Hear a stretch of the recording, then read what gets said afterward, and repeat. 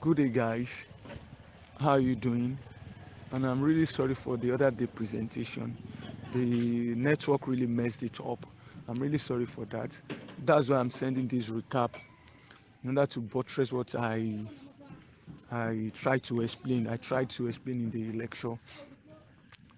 There was a question that was asked on the platform that day that people with low income, how can they really maximize profit, or how can they really go into the real estate investment? I In the lecture that day, I said two things.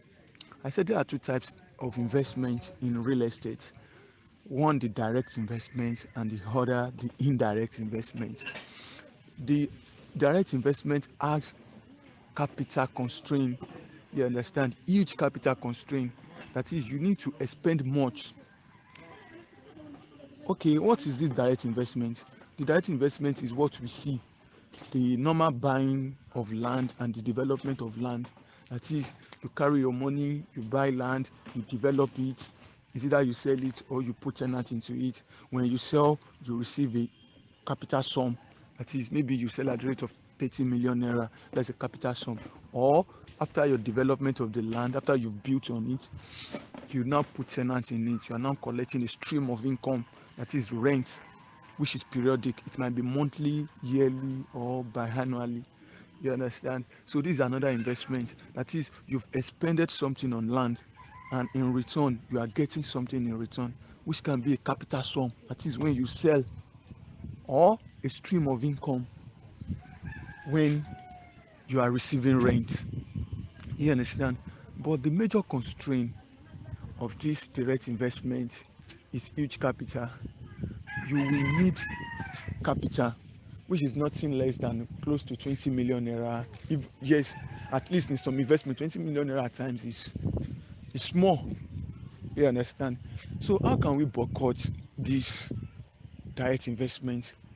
How can, okay, now, like young investors that don't have up to that and they really want to invest in real estate, how can they do this? There is where the indirect investment comes in. And the indirect investment is just like the shares. I know by now many of you know how the shares operate. You go online, you go to the stock market, you buy a share, and you become an owner in a company. You understand? So same also in real estate. There are some investors, they've already invested in direct investment in real estate. They've built their land, they've built on their land. So, and they now need money. They need money. Maybe they have this financial constraint, so they need money. They will not take the ownership. When I mean ownership, we call it C of O, certificate of ownership. They take the ownership of their property, they take it to the stock exchange market, which will be divided into units. This ownership will be divided into units. There is a way they do that. That is none of your business. We don't we don't care. These are the financial, they call it financial analysts. Those are the people that do this kind of things. They divide the ownership of the man in the property, they divide it into units, and they advertise it on their platforms for people to buy. You understand? And there are two types of investment also in this indirect. We have the open investment and the closed door investment. You understand? These open investments are the ones that they are advertised. You see it on TV, you see it on radio, you see it on newspaper. They advertise it. You know everything about the investment. You know your profits. You know your gains. You know if you are going to lose. They will advertise everything. Why the closed-end one is the one they don't advertise. You understand? And here you don't need the service of real estate surveyor. You don't need their service. You only need the service of a broker. You need the service of a broker. So you look for a broker that will take you, that will be an intermediary between you and the stock exchange market. You understand? So when you look at so we now tell you the kind of indirect property investment that is available. You understand? Once you see this, you buy units. So a unit might go for 20,000 naira. You understand? It will be quoted there that 1 unit of this property is 20,000 naira. And once you carry your 20,000 naira and you buy that unit, this unit will now be translated to, or will now be quoted to an interest rate.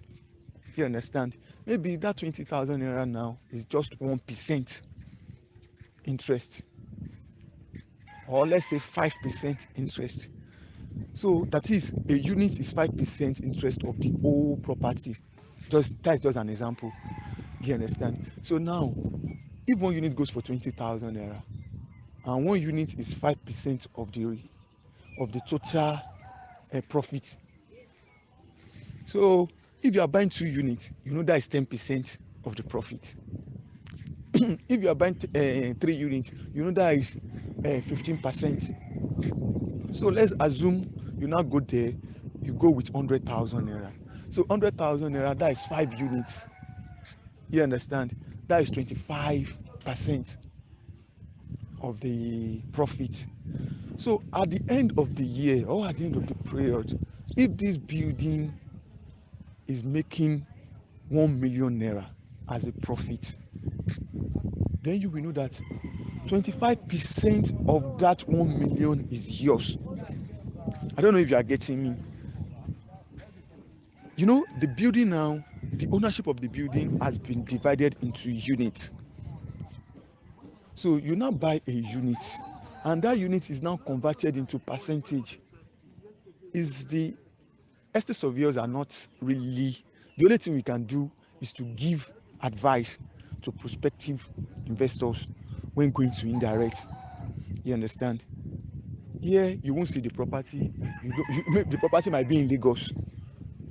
You trying to invest might be in Ekiti. So you won't see the property at times. All you just know about the property is the, what's it called, financial characteristics. That is the profit, the debt on the property, etc., like that. So it's just the work of estate surveyor and valuer now to help you check if the property is worthwhile, if you can invest on it. You understand? So, but the stock broker will be the one, it's just an intermediary between you and the stock exchange market. You will give him the money, he will look for it for you. You understand? So, but on a commission, you are going to pay him for the service he rendered for you. So that's just how it works. A owner of a property, or an owner of a property that is producing an income, property producing income, like what is it called, like an hotel, all these big hotel like Sheraton Hotel, all these big hotel, they will take their interest to the stock exchange market. You understand? So which will be broken into units, and they are doing this in order to get more money. Maybe Sheraton Hotel needs money and they don't have money to do some projects. They will just take their interest to the market, to the stock exchange market. So they will break it into units. Once it has been broken into units, people will bring money to buy those units. So this money now, when they buy those units, the money will be transferred to Sheraton. You brought your 100 million, Mr. B brought his 200 million, so that's 300 million. They've bought the unit. This 300 million now will now be transferred to Sheraton Hotel. Sheraton will use this 300 million to service their, their investment, or whatever they want to use the money for. So in that, they too need money. That's another opportunity for them to get money. So at the end of the year, if Sheraton is producing 30 million as profit, the investment you bought will now be converted into percentage. That your own percentage is what you will earn on the 30 million Sheraton is producing. So that's just how it works. So I think there is a limit of which you can bring into it. The last time I checked, I think it's just 20,000 naira. So all you just need is just get it. They are everywhere. Just go online, check brokers. You see their numbers. call them, but make sure there is some underground check you can do on them to know if they are genuine or not. You understand? It's just like you looking for a lawyer, or it's just like you looking for a a medical doctor. So you can't just go to a quack. You understand? There are some underground checks you will know that, oh, this man is a doctor or not. So the same way, a broker too, they call them financial brokers or stock exchange brokers. So once you see them, you will know based on some maybe their past transaction in the stock exchange market. So you will know. Once you see them, then you tell them, I want to invest in indirect real estate investments. They will give you the details of the ones available. Mind you, I said something closed indirect real estate investment. Please don't ever go into that for now. Don't ever, because you won't know anything about it. The only thing you just know is that you pay, and the broker is bringing you your whatever he gives you. That's what you take. So you don't have any knowledge about the market. It's only him that has the knowledge, and he won't reveal it to you. But the open one, you have the knowledge. You will see it on television, you will see it on radio. Just follow these business news on China's TV. I think after news at 10, they used to have their business news. Just follow it. You will see it. They will be scrolling it. You will see it scrolling down. That they scroll it under their listing when they really say the news. You see them. The number of units, the amount of the units. That's what the business units are for. If you really want to go to this class, you will see them business day. They are there.